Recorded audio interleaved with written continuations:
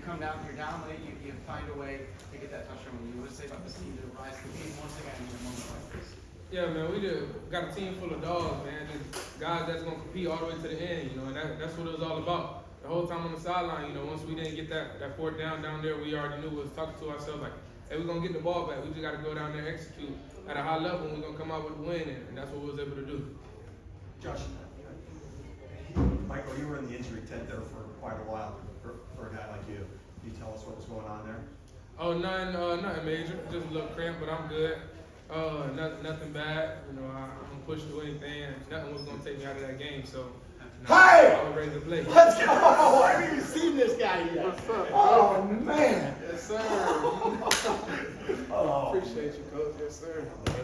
Yes, Sorry. sir. I haven't even seen my QB guy. No, I ain't seen you. Everybody else. Roman said that last touchdown was a check. What did you see there? You just want to put it up for him, give him a chance? Yeah, just man on man, and my guy versus their guy. I'm gonna take my guy every time, and Rome shows each and every day, why he's top receiver in the nation, and he knew that I was gonna trust him, and I gave him that fade route, and we made it happen. That stuff we do all the time in practice.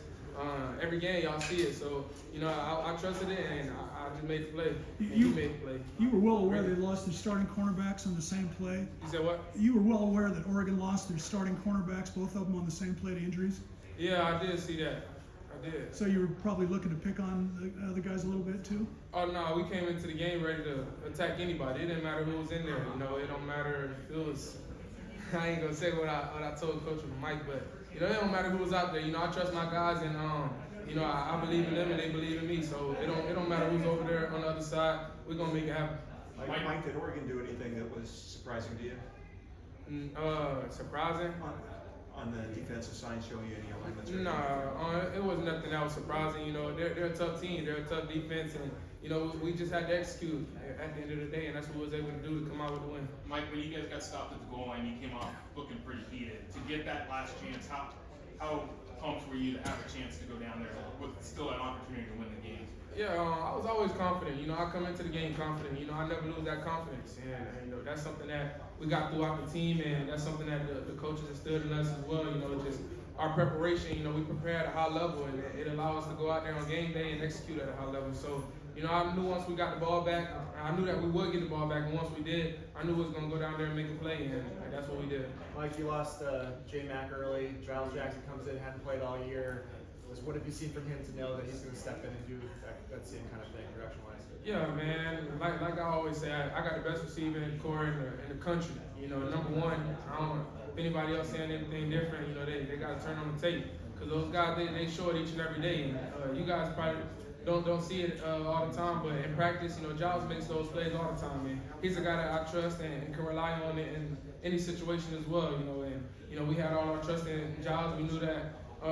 Once J-Mac was out, we knew that Giles would be able to step in and continue to have that execution and go out there and make the plays, and make the first touchdown of the game and start the game all right. So That throw to Jalen Full, can you kind of go over that a little bit? That last one in the fourth quarter, great catch by Jalen. The last one? Yeah, man, you see it every week. Man, JP make those plays every week. He make them every day in practice as well. A couple days in practice, he had like 2 one-hand catches this week. He's the guy that's gonna catch everything that I put in his vicinity. So he just allowed me to be able to go out there and just, I wouldn't say just throw the ball up, but just put it in their area. And I know that one of my guys gonna come up and get it. You gathered the team together right in between the third and fourth quarters. We're talking. What was your message there? And we just had to keep fighting. We felt like, at times, we were beating ourselves. We allowed the game to be closer than what we wanted it to. But, at the end of the day, like I said, they're a good team, and we're a good team. And we know that rivalry games, it comes down to the wire most of the time. So we were just prepared to go out there and attack each and every play. And that was my message, just not stopping and continue to keep our foot on the pedal and, go out there and get the win today. And that's what we was able to do. You've had a lot of clutch drives in your time here. This one might have been number one at the end. What's your headspace like in those situations? Yeah, I say I'm cool, calm, and collect. I'm a guy that I don't really get too high or too low in any pressure moments. I I love it. You know, I love being in those.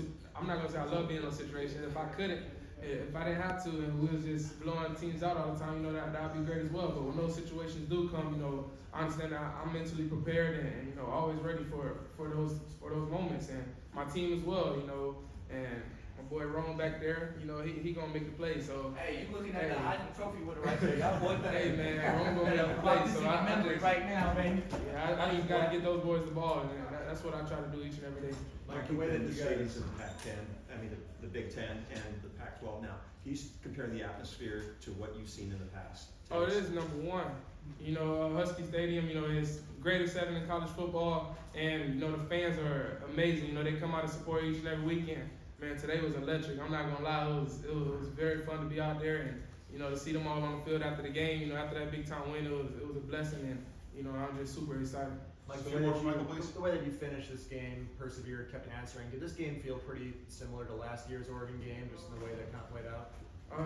Yeah, in a way, you know, but like I said, you know, it comes down to the wire in those big time games. You know, you got two good teams battling, and you know that's what it takes. You know, it takes guts. And you know, I remember after not making a fourth down, I was talking to Dylan Morris, you know, and I was like, dang, it's just like last year. You know, I threw the pick, you know, for the go ahead score. You know, we had to come back and score again. I was like, we in the same situation we was in last year. You know, we just got to go out there. Once we get the ball, we're gonna make the play, and we're gonna go out there and win the game. And that's what we were able to do. So it was good. Mike, after the game, you had the ESPN interview on the field, and then you had a cut across the field.